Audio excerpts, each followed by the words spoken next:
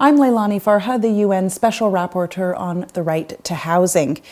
I would like to welcome all of you to this meeting of the Shift. For the first time in history, there are more people living in cities than not.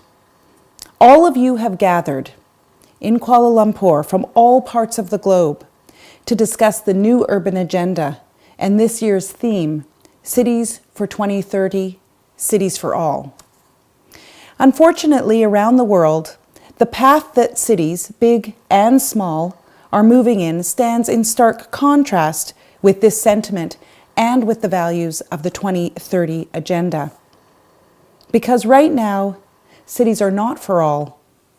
As financialization, gentrification, and touristification run rampant, often unregulated, and even encouraged by governments at the national and local level, people are being priced out of their homes and communities.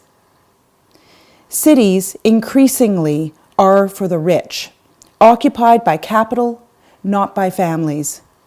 Cities have become the domain of the wealthy. Treating housing as a commodity is allowing this to happen. Corporations, banks, private equity firms, and individuals of ultra-high net worth seek out housing in cities. Foreclosed homes, social housing, apartment buildings, luxury units, anywhere where they might be able to turn a profit or where they can safely park capital. This influx of capital has increased housing prices to levels that many simply cannot afford. Used this way, housing has become a tool of increasing and embedding inequality. Globally, the monetary value of housing is twice that of the world's GDP. Yet adequate housing is largely out of reach for many people. More than 1 billion people worldwide have resorted to living in informal settlements, encampments, or on the streets without secure tenure or basic services. The things that make cities great, the people, the diversity, the vibrancy, and the energy that you feel when you walk down the street is all being eroded. And the treatment of housing as a commodity by governments and financial actors is enabling this to occur. The shift is our response to this clear departure from the path that human rights, the right to housing, and the new urban agenda tell us we must take. The path that in 2016 at Habitat 3 and in 2015 with the SDGs we committed to taking. The shift is the global movement to reclaim and realize the right to housing. It's built on the foundation that housing is not a commodity, but rather is a human right, a vehicle for equality, dignity, and inclusive community, and that it is at the center of what it is to be human.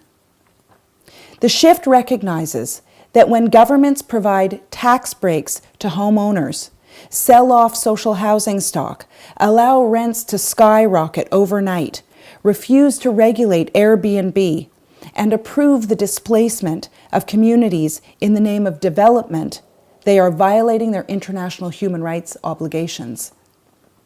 Around the world, more people are demonstrating that this is not acceptable. There is energy and there is commitment to the human right to housing and to putting people back into their homes, communities, and cities, as is demonstrated by the people who've come to the World Urban Forum this week and who are here in this room at the Shift session. Major cities placed clearly in jeopardy by the treatment of housing as a commodity have taken a leadership role within the shift, as we saw with Mayor Ada Colau of Barcelona, who launched last fall the Barcelona Manifesto. Everywhere I go, I meet people such as yourselves ready to make a commitment to the shift. I think we need a global voice.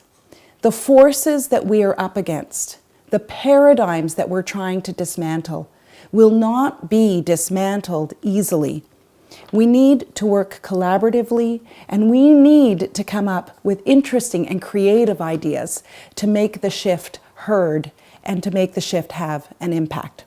So I wish you luck and good discussion this afternoon. And again, I only wish I could be with you. Thank you.